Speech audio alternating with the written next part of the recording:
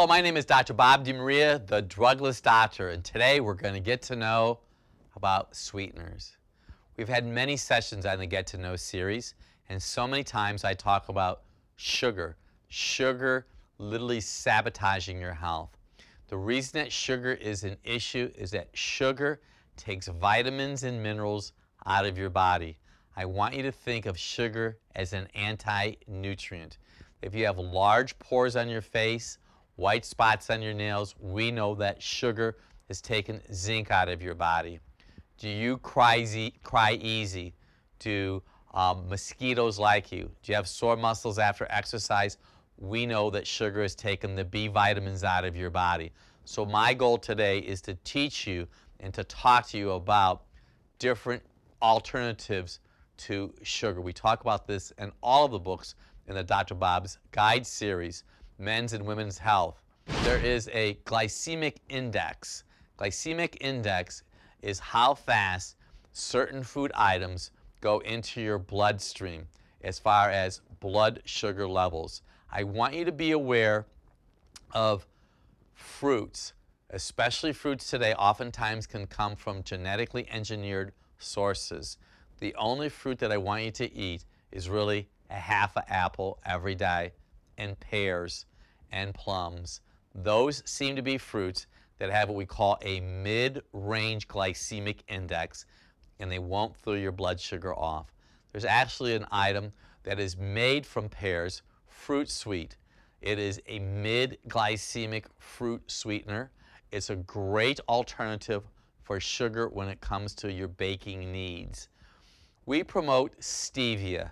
When I say stevia, I am talking about the plant, not a commercially prepared product, but I'm talking about a plant that is a perennial, and you could grow it anytime, anywhere in the world, in a pot, in a large container, and in the ground. We have actually harvested stevia on a regular basis. The leaves, the stem of the plant grows about this long, and you can just pluck the leaves right off. And if you have an oven at home or dehydrator, you can dehydrate the leaves. You can crush them in a food processor, and you can sprinkle them in your tea and the food items of your choice. It's much sweeter than traditional sugar, but what it's going to do, it's going to help take away the negative effects from eating granulated sugar. And by the way, there is a sugar called Turbinado sugar that they call raw or natural sugar. It's only one step away from being refined sugar. They haven't ground it yet. So I would avoid any type of turbinado sugar. Also, I'd like you to avoid two major items right now. One is called sucralose. Sucralose happens to be chlorinated sugar.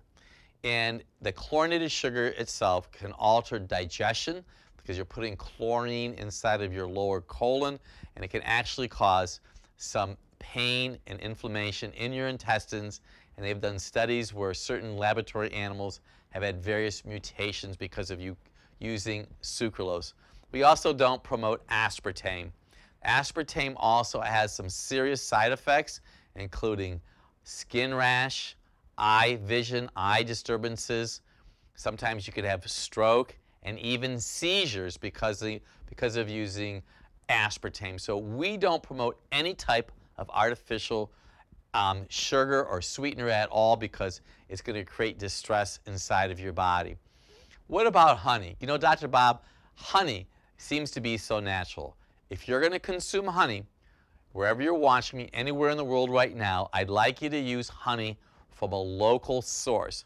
Honey is natural, but it still is 95% sucrose. That means it's sugar, and it can give you all the negative effects of sugar. I would use it sparingly because it can still cause left neck and mid-back pain. You say, what did you just say, Dr. Bob?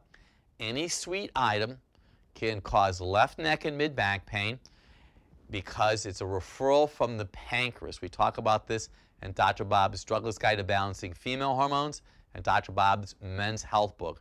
The pancreas refers pain and inflammation to the neck and the mid-back region. We also do promote, though, on the other hand, maple syrup. Now, you have to be really careful with maple syrup, and When I talk about things that I promote or Dr. Bob approved, I don't want you to eat any of them with reckless abandon. But when it comes to maple syrup, what we have seen from our experience, you for sure want organic maple syrup, because when they process or harvest maple syrup that is not organic, certified organic, they inject the trees with formaldehyde, and that promotes a greater flow of the maple sap, which is then turned into maple syrup. We also promote the grade B maple syrup. It has a little bit more of a mineral basis to it, a little bit stronger than grade A. You can use any type that you would like, but grade B would be the best. We do not, and I'm going to repeat, promote high fructose corn syrup. High fructose corn syrup tends to come from genetically engineered corn. We do not promote corn syrup itself. High fructose corn syrup can actually create digestive challenges and food challenges in the regard that it depletes your body of a hormone called leptin. Leptin tells you you're full. So if you want something sweet, first you may want to try stevia. And when I say stevia, you could buy it commercially. You don't want any other ingredients except for stevia itself, honey from a local source, fruit sweet, maple syrup. I want you to know this.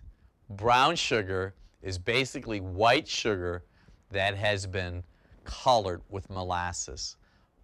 Brown rice syrup is also another wise alternative to white granulated sugar. And don't be duped by evaporated cane juice or organic sugar crystals. Sugar is sugar, and I would do your very best to avoid it at all times, because it's going to stress your body system. It's an anti-nutrient. I'm Dr. Bob DeMaria, the Drugless Doctor.